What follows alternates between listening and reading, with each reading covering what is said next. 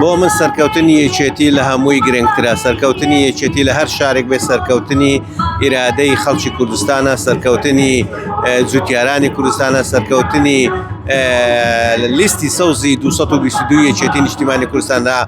من لە هەر شوێنێک بم، لە هەر شارێک بم هاتووم پاڵپشتی لیستی یەکێتی دەکەم لە هەموو شارەکان. یەکێتی نیشتیمانی کوردستان دەتوانێت مافی خەڵکێری کوردستان بەتایبەت جوتیاران دابین بکە؟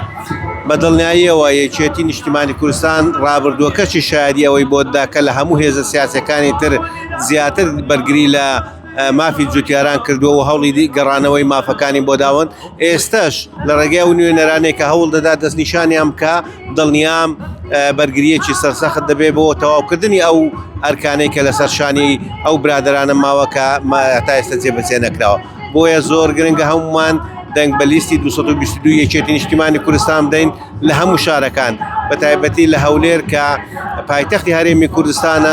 زۆر گرنگە زیاترین نوێنەر سەر بخەین و ئەو کاندیدانەش سەر بخەین کە دەتوانن بەرگری لە مافی خەڵک بکەن و ئیرادەیەکی بەهێزیان هەیە.